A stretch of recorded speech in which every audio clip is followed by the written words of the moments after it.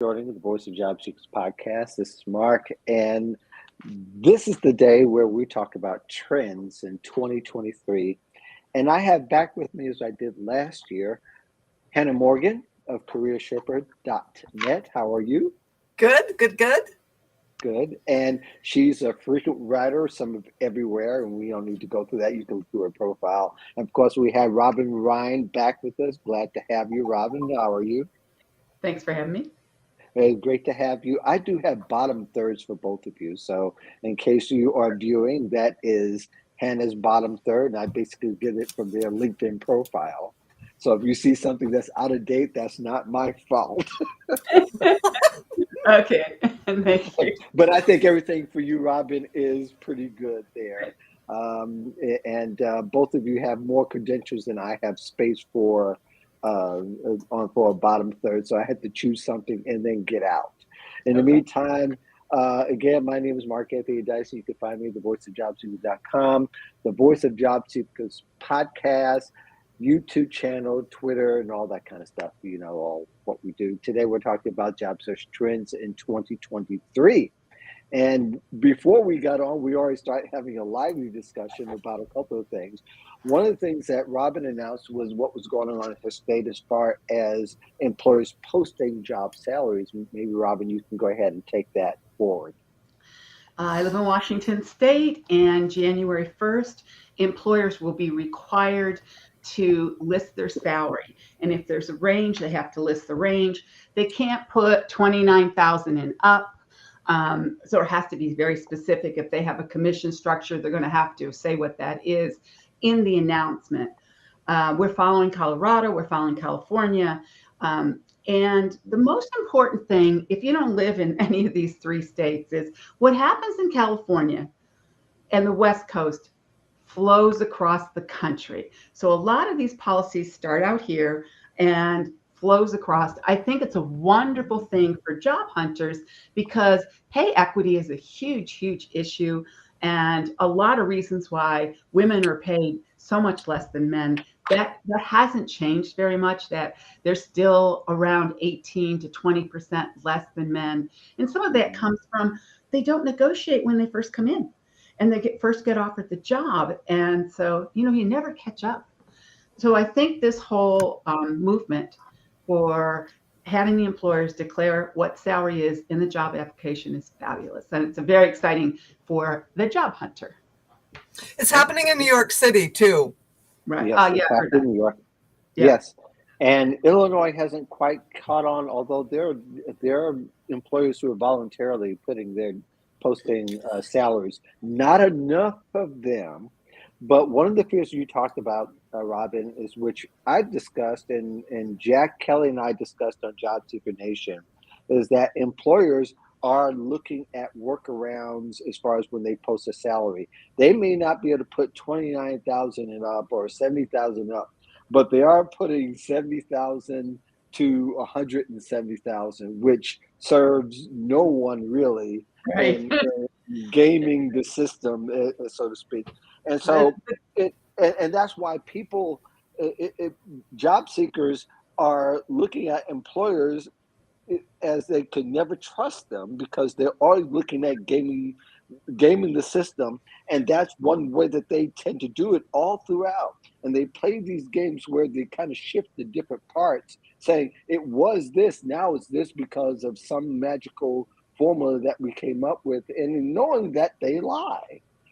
Employers lie. Misrepresent. We'll use that word. Well, okay, you could be nice if you want to. Okay. Employers flat out lie. We know it because we know before the pandemic, and Hannah, you've heard me say this before the pandemic, we really can't do remote working. And that was February of 2020. Then all of a sudden in May 2020 is we not only can remotely work, but we can watch you do your work too. It's like how you get from one place to another, and before you just denied me because you said you can't do it, nobody can do it, knowing that was all lies. So employers lie.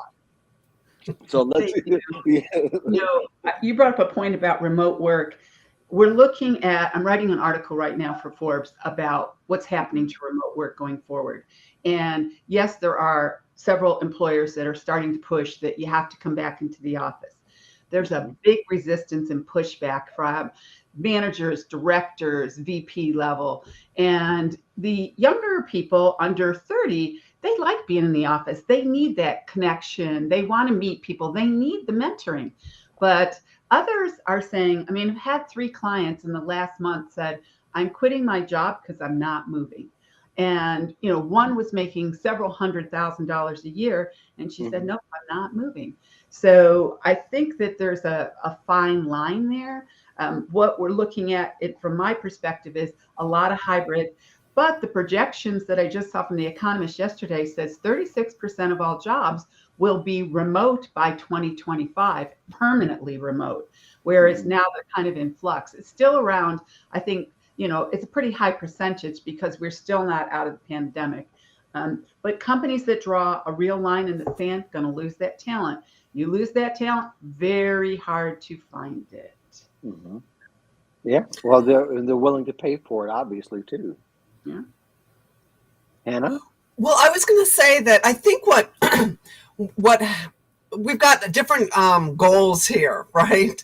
Employers have real estate investments in real estate, and they can't figure out what to do with that. Like they're seeing money that they're paying, and they want to be able to say they've got a reason for having people in the office, right?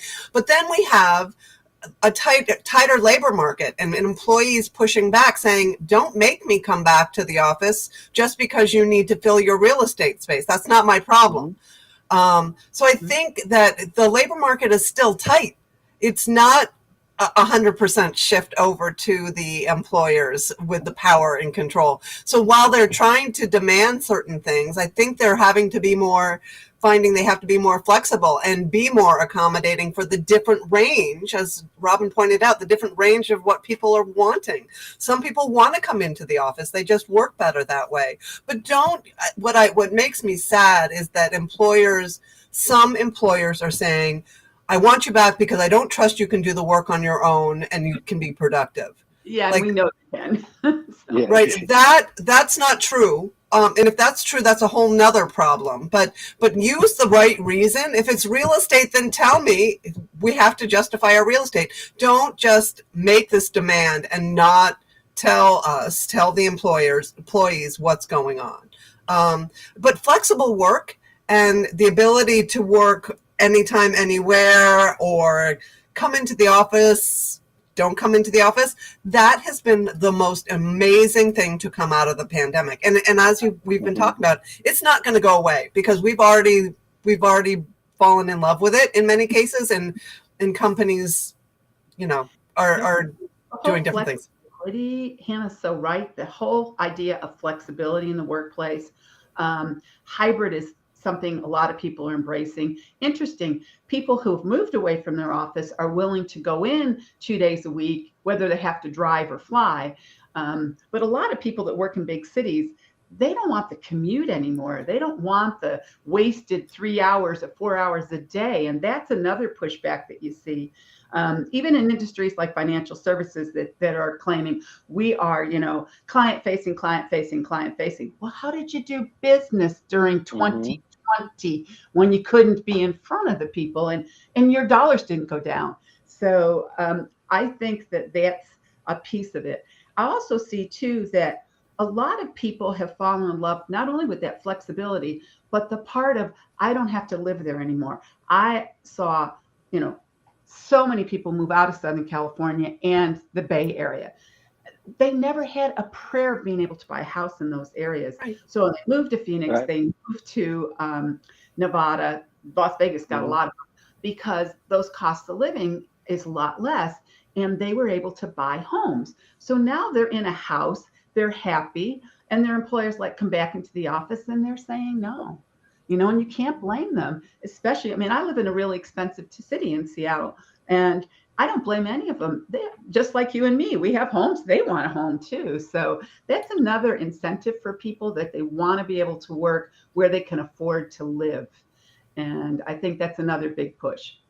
Yeah, when I went to LinkedIn, I was invited to LinkedIn offices recently for a cohort creators cohort, and they have 900 employees.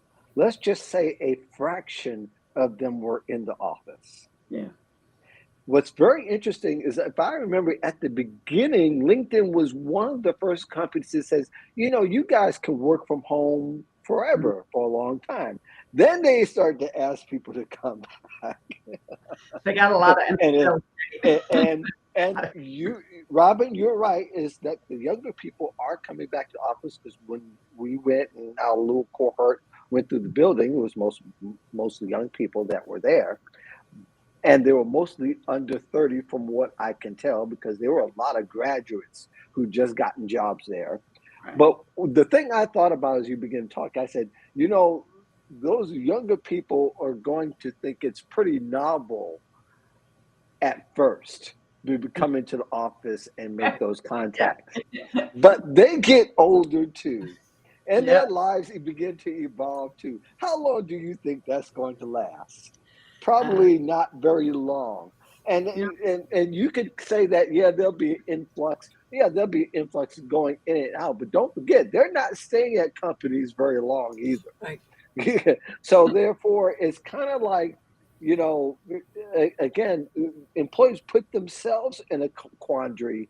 They'll say what's sexy at the time. Like everybody's saying, remote work, hybrid, remote work. It's okay, stay on home. But then when they began to buy up all that real estate during the pandemic, remember, they were actively buying real estate, huge chunks of it.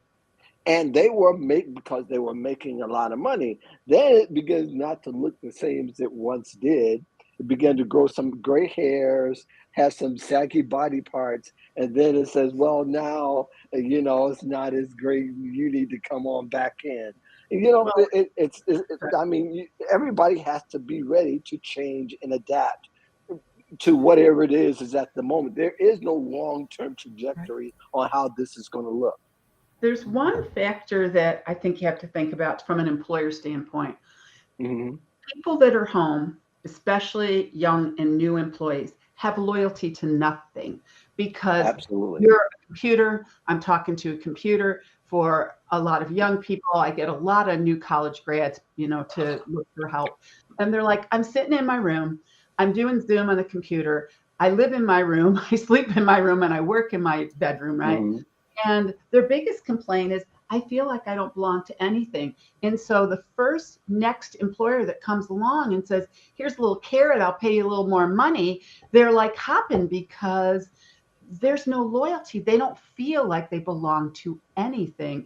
And I think that's because as they are home, even employers are saying, we want somebody to come back to the office. They have not done a very good job of doing like an all hands or setting up. Because in the last, 7, 8 months, last year, you could have set up some sessions where once a month you have planned an activity that people come to. Every quarter you have something where you fly the people in if you need to. That makes them feel like they belong to something. When you don't feel like you belong to anything, it's really easy to move. And they are. Yeah. They will jump for 5-10 grand, no problem. And that's what's been happening. I see huge movement, especially in that Gen Z and the young millennials. They just move so fast, and it's all about money.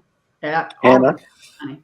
Oh yeah, so retention is going to be the biggest challenge for employers in 2023. Absolutely. What can I do to keep the people that I want to keep? Yes.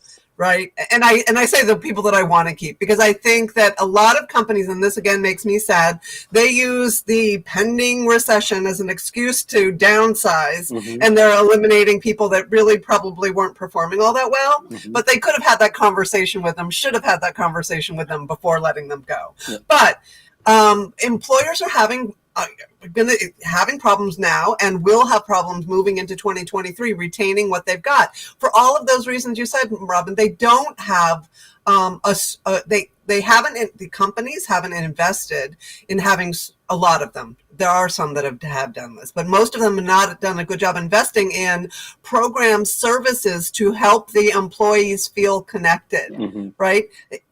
We know that's an issue, right? What are you going to do to make these employees feel they're connected. And you can't just say, oh, let's jump on a Zoom happy hour. That's not enough. If there isn't a strategy for maintaining collaborative work environments in the workplace for the company, you're going to be in trouble in 2023. Absolutely. Go ahead, Robin. I was going to say one other change I see is there's been an extremely strong need, and this is going to continue. It's going to get even stronger in 2023 to promote from within. You cannot find the talent out there, so you're going to have to train and mentor the people you have. You're going to have to go to them and say, okay, we see that you've been working hard. We want to promote you. Maybe you're only 90% there, but we can't find somebody else. So we're going to promote you, and then we're going to provide extra training and extra mentoring so that you can come up to speed. And I'm seeing that. I'm talking to a lot of top HR people in some of the Fortune 500 companies, and they're saying, that's going to, because they're going to be more restrictive in terms of how many new bodies they can hire. That starts freezing out a little bit and slowing down the pressure to promote from within. So that's good for every job hunter that is trying to want some mobility in their career. I think that's really excellent news. But I think a lot of people will be surprised that their company's actually going to do it. Well, so what that means for the person who's unemployed and looking is they're probably not going to see the higher level jobs in the quantities that they once did, right? Because those jobs are being filled internally. The other thing that I've seen related to this is for retention is a more emphasis on career pathing. So we did this a lot back in the 70s and 80s. You sat down with your manager, they talked to you about what you want to do when you're the next stage in your career, and they helped work with you on developing a professional development plan. How do you get to that next level internally, right? So companies are starting to do that again. And how well they do it is a whole nother topic. But again, it's based on the retention factor. We want to keep the employees that we have. The only caveat I would say to the promotion aspect is that it saves the company money ultimately. Instead of paying somebody new $100,000, they only have to give an incremental amount to promotion to somebody that's going to be internal, which honestly, if you have somebody who is really talented and they're looking at what's offered on the outside, what's offered on the inside, they've got to say, well, what's going to mean a lot more to me? The actual promotion and getting a better job title, or that I can get $10,000 without even trying to negotiate, but because they're stealing me from the competition, they're giving me 10,000 more, I'll take the money. So they'll have to either think, okay, will they competitively promote, or will they promote to just fill the position? The company is coming up to say, okay, we're going to promote you, and it's a $15,000 increase as opposed to a $3,000 or $4,000 increase that it might have been pre-pandemic. So the point is, we're going to lose them. Right. And the point is, for all of the people that are listening, if you are up for an internal promotion, you need to advocate for a bigger than normal or bigger than what they're probably offering you salary bump. Negotiate. Just don't say, oh, whoopee, I get this thing and it has a manager attached to it. Look at what the market value is and then start to negotiate from that point.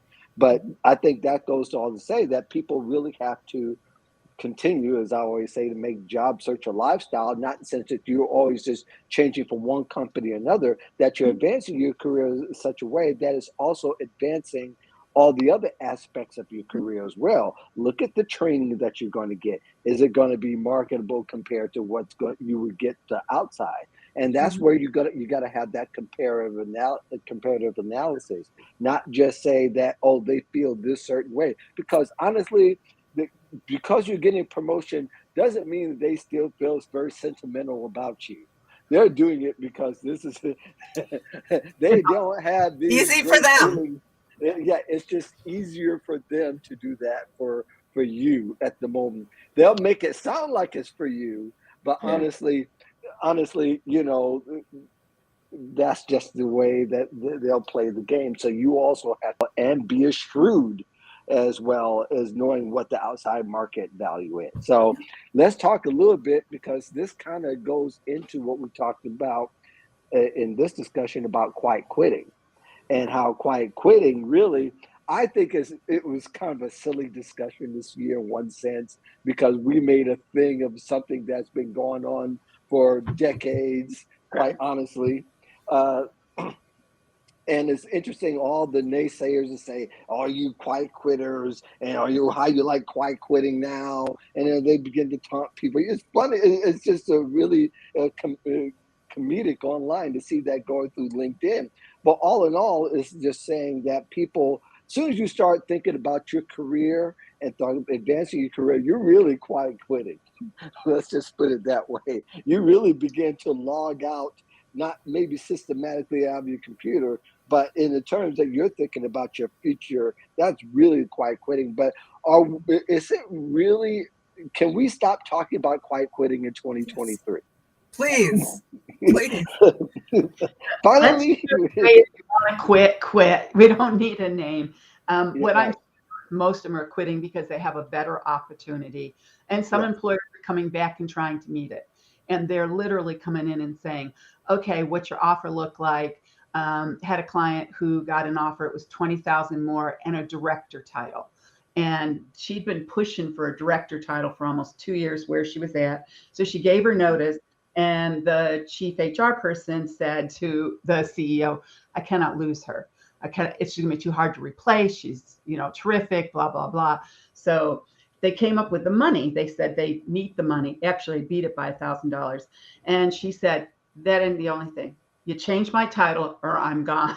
And so the negotiation that went on, when you think about this, in the past, you'd have been lucky if you could have got $5,000, and never right, would you have been able to twist their arm. So right, if you think about me and where you want to go. So it's about me.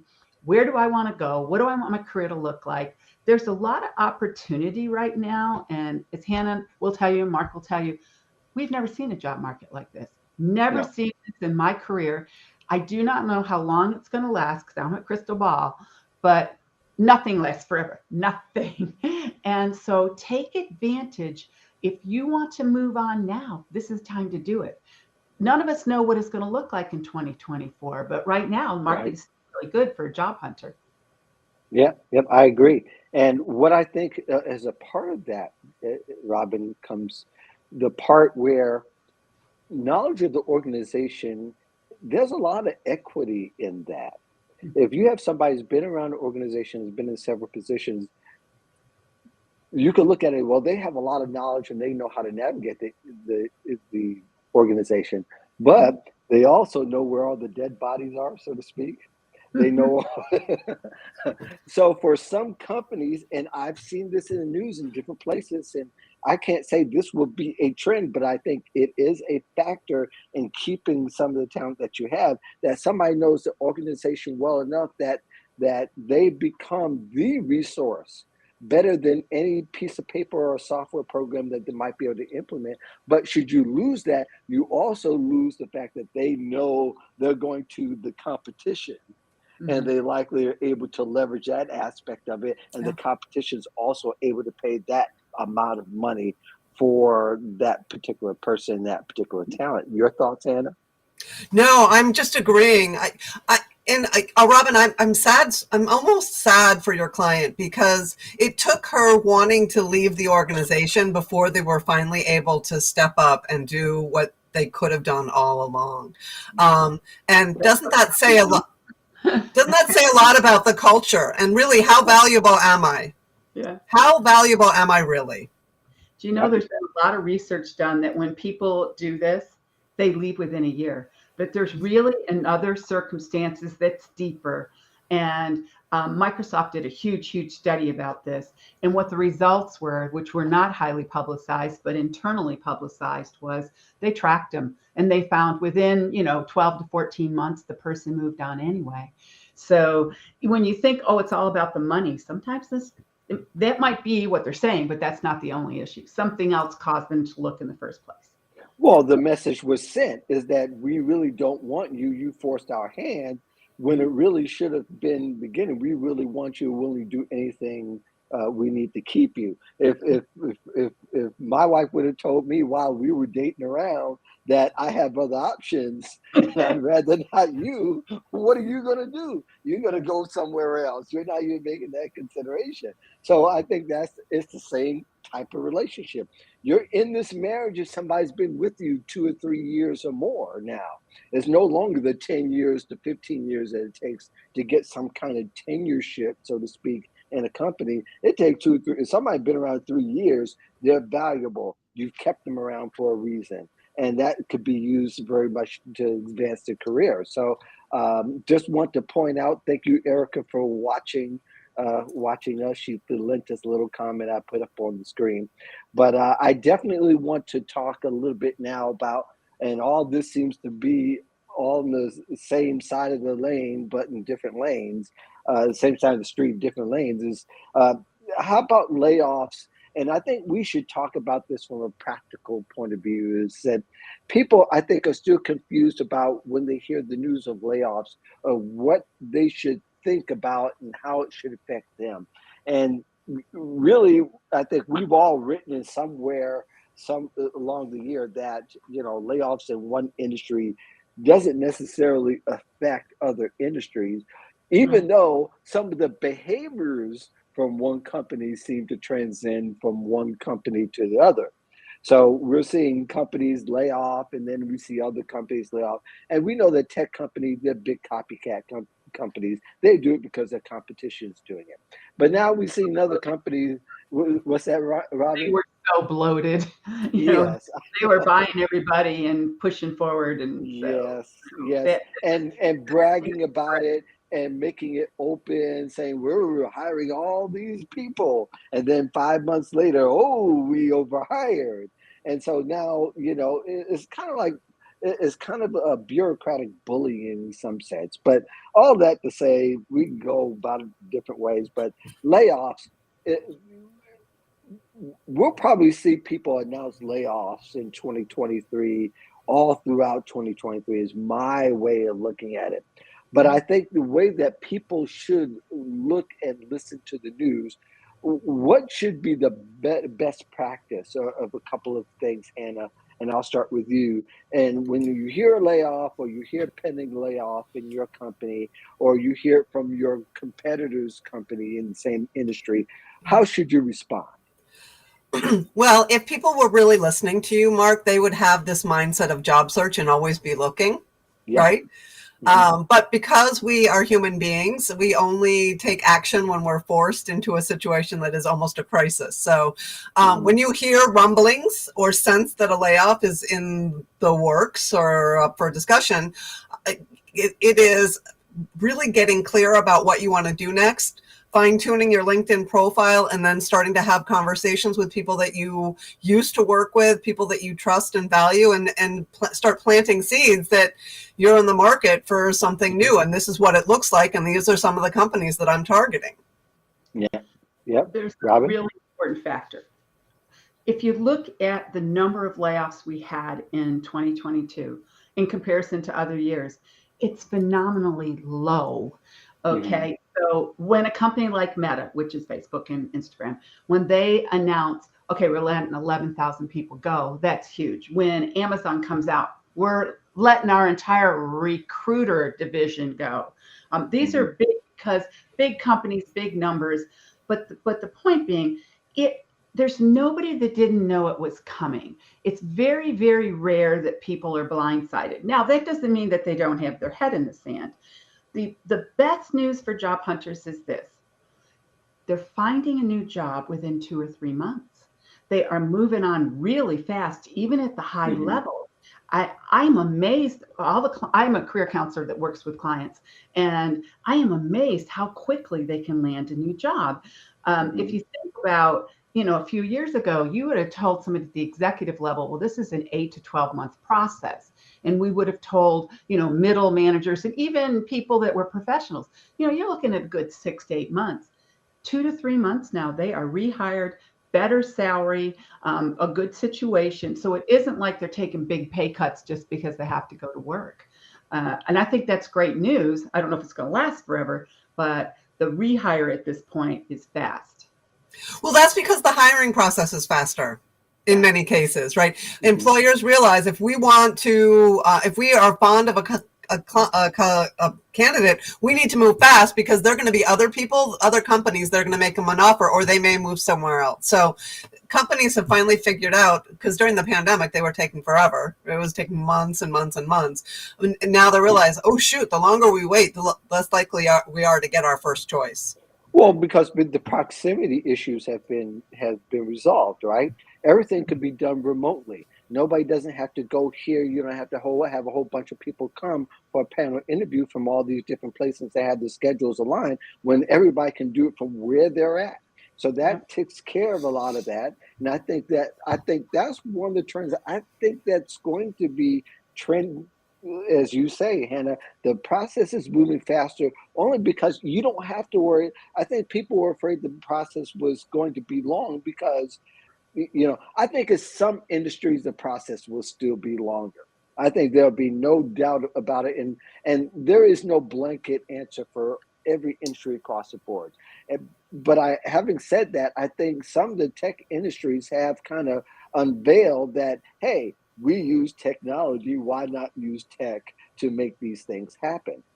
Having said that, though, I think every industry is going to have some subsection of a tech industry because as layoffs begin to happen and a lot of people begin to exit the big tech companies. You can go to a bank and still be in the tech industry. You can go to hospitality and still be in the tech industry. Right.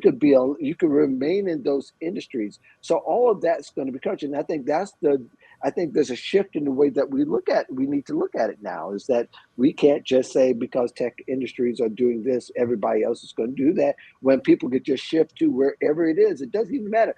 The medical industry, the healthcare industry is going to be a sub-tech industry because they're going to rely on the tech and security and all those things everybody else needs. You got to have it in-house almost in order to survive as a business. Is there anything I'm missing? No, I think you nailed it. The biggest thing that we see too going forward is people that might be coming out of, they don't think beyond that. Because I work for a tech company or I'm in a startup, and they're going to have to change their thinking. They're going to have to see, well, hey, financial services has fintech. It's that, the education industry has so much that's dealing with technology.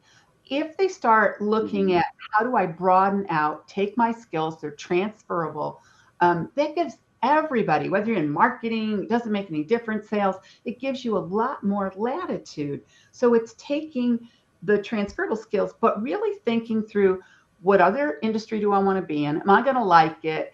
And maybe moving there. I think that they're going to absorb some of these people. Now, if you're a coder, if you're a software engineer, why they would ever let one of those go, I do not know, because they'll have 10 job offers by Friday night if you let them go on Sunday. So there are some really high demand people that other employers are going to scramble to hire. So there was just a great idea, a great post that LinkedIn did, and it's called the 41 Ideas for 2023, and it's I just shared it, and I skimmed it, but it very much like Robin said, if you are dissatisfied or thinking about making a shift in your career, read through that list of some of the predictions and industry changes that are happening, whether it be retail or the food industry. There's some really interesting things that are happening, and all you need to do is find one of those things that excites you, that you get interested about, and then you can make that shift towards that new industry. Who knows what that might look like, but obviously tech in the healthcare industry is going to be huge. There's not enough nurses and healthcare providers to service all the people. So technology is playing a role in that. Could you be a part of that solution? So, Yep.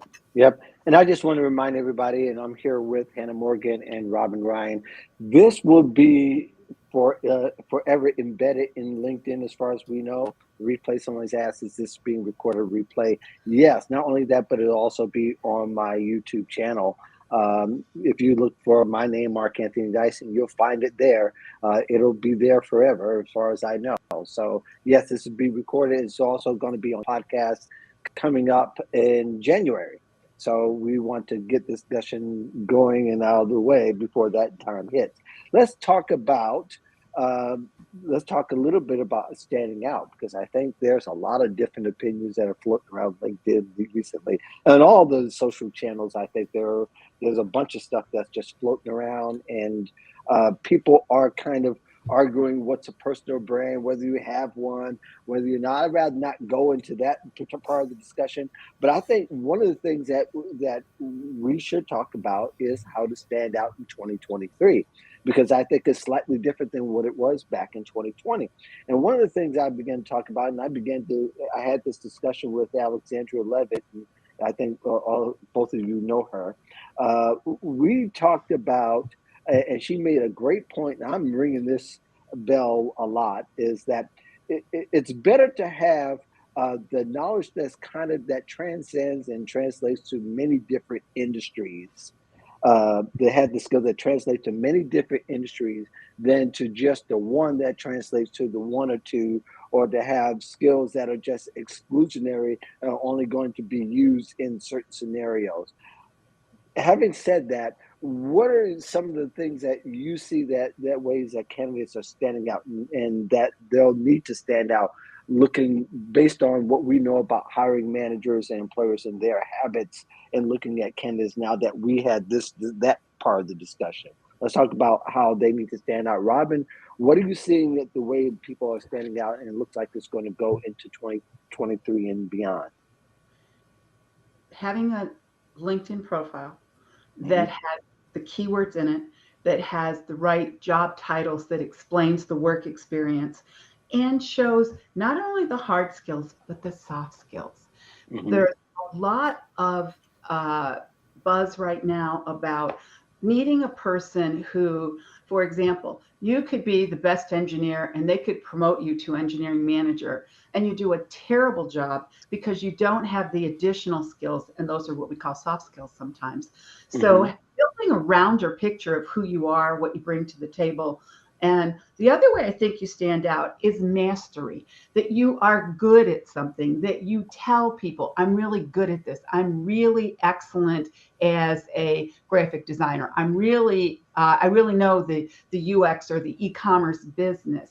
So in my perspective, it's showing you've mastered an industry, that you could change industries, that you document this with your work history, and you keep in mind that as recruiters are searching and looking for talent, you can't just have this empty blank. You have to fill in the information on LinkedIn. It's amazing to me how many people I see got nothing. They maybe list the job title. That won't help you professionally. And you're not going to stand out whether you're looking for a board of director position, you're looking to move up, you just want more followers, or you want to be proud of what you've done and look impressive to people who might want to come to work for you, or you're the face of the company. Everybody in HR, you're the face of the company. Salespeople, face of the company. So your LinkedIn profile needs to look good, and you need to be very current on the information you're giving out. I think the other thing that we want to think about, it's not just getting noticed or seen by recruiters. Well, and that's definitely important. Recruiters are being proactive and searching for talent beyond just putting a job posting out there. So yes, they're using LinkedIn and all kinds of keyword searches to find the talent they're looking on wherever they're going. And a lot of times they're going to, if they're looking for a graphic designer, they're going to those communities of graphic designers. If they're looking for somebody who is strong in training and development, they're going to go to ATD and the Professional Association for Training and Development and post a job there, or see who's been speaking at conferences. I think that proactive job search is going on, but more importantly, I think that we need to do a better job, and this is the hardest thing, in taking credit for the things that we have done so that the people we know what we can do. Oftentimes, we keep that a secret. We don't talk about our accomplishments, and what good is that if only your employers and your boss knows how good the work is you do? So along the lines of what Robin was saying, I would love to see more people build out that LinkedIn profile and not just include the right keywords and a better job title, but also include samples of work. If you helped with a campaign, a new product launch campaign, or a fundraising campaign, why not include a snippet, a screenshot of that, and put that in your LinkedIn profile? See, LinkedIn is so much more than just words and text. It can be really powerful for embedding media, whether it's a video or anything like that. And Mark, you know what happened when you started doing video. You got a whole new set of audience that brought your search results and the people who were knowing about you to a much greater level. And I think that even job seekers could do what we're doing. They could host a LinkedIn Live, right, in their industry where they have expertise.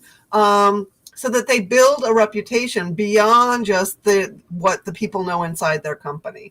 But it's not always bad to do this on your own. Oftentimes what's good for you as an individual is good for the face of the company, right? Absolutely. And I think that people kind of underestimate media because they're afraid of the regular stuff, being famous but yeah, at the same time, they'll complain about not being seen and not getting results. And in order for you to do, of course, to get a different result, to do something different. And a lot of times video and doing media or anything that's pertaining to media is going to put yourself out there, not just particularly for that moment, though. People could find you years from now. You could be relevant. And I think I shared this with you, Hannah, when I was on a national radio show a couple of years ago. The host found some content from 10 years ago that I wrote.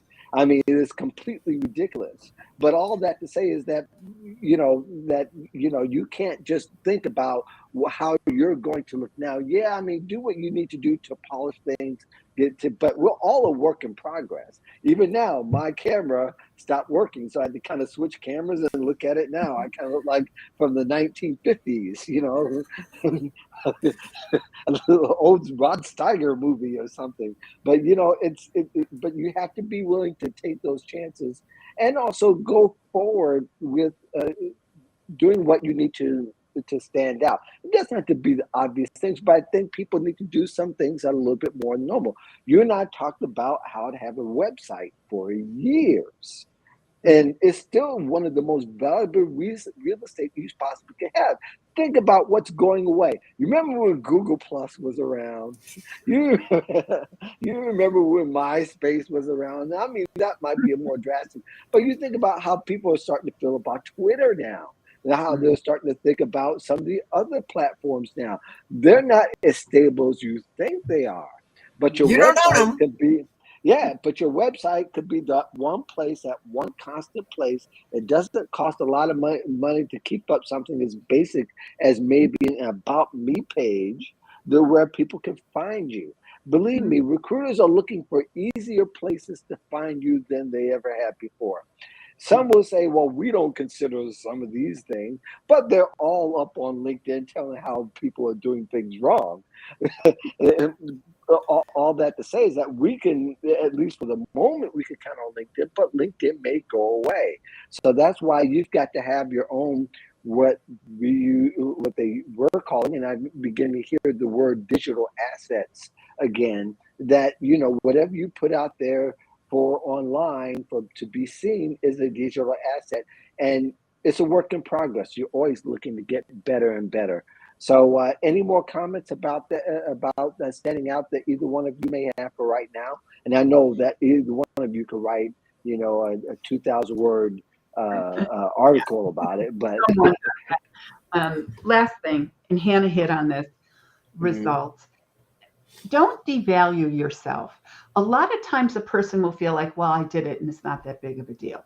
Or I'm young in my career And so, I don't really have stellar things. I didn't save the company, $500,000 or whatever it might be. We're looking at the level that you're at. So when you go to fill out, whether it's LinkedIn or the resume, make sure it's results oriented. Employers want to see, what have you accomplished? And the projection is, well, if you've done that there, you can do it for us. And I think that too many people just take their job description, they'll dump it into LinkedIn or they dump it into the resume. And then they're like, gee, I don't understand why I'm not having more success or nobody's noticing me. You have to change that perspective. And as I say, I see a lot of people that devalue their skills, they devalue what they've done. So probably the first thing you need to do is take an assessment. Go out there, look at some, job openings, look at some other people, type in your job title and look at them and see what they're saying about themselves so that you can start advertising and marketing yourself much more effectively. That's how you stand out. It's better self-marketing. One last thing I want to add too, and I think it piggybacks sort of on what Robin is saying, upskilling, making sure that the skills you have are right for your industry. And again, if you've been with just one company for a while, you may have lost touch with some of the other technology or terminology that's being used in your industry. It's always good to do that assessment by looking at other people's profiles and looking at job postings. What skills are they asking for, and do I have those? Your employer may not use that technology, but it shouldn't be a barrier to you learning it because there's so many different online courses and ways you can. So it's up to us to manage that our skill set is not only promoted right, but we've got the right material that is relevant to the marketplace today. Okay. Hannah brought a really important point. Ronnie. Training. If your company doesn't offer great training, consider Coursera Section 4. These organizations have top-notch training. It takes it's segments, so it's like a class with maybe 6, 8, 10 segments. You do take little tests, but you get a certification when you're done. So it could be in project management, it could be UX, it could be in a whole bunch of different things. My understanding is Coursera has something like 5,000 offerings, and it's Coursera. If you type it in, Couresa, highly, highly reputable, very well respected. The other thing too, community colleges offer a lot of individual classes. Industry associations also have some kind of continuing education. Keeping up to date, this is what Hannah's talking about, keeping up to date, keeping those skills right at the level that they need to be, not only for today, but thinking about what are they going to need tomorrow so that I don't get left behind. And that means you got to manage that and manage it well and be a lifelong learner. Right. The thing is, it's college degrees are important. They're not the end all be all. And one of the things that we've seen is that some companies are not putting the same emphasis they used to have on must have a college degree in certain jobs, which is wonderful. I don't think that someone needs to go back and enroll and get a master's degree or whatever. The nice thing that we're seeing more and more colleges doing, and this has always been more likely been the case at community colleges, is offering certificate programs, right? All right, maybe it's a half a year, maybe it's 3 or 4 courses. Get the certificate. You don't necessarily need a master's degree or a bachelor's degree or any degree. Just get the certificate. You'll be good.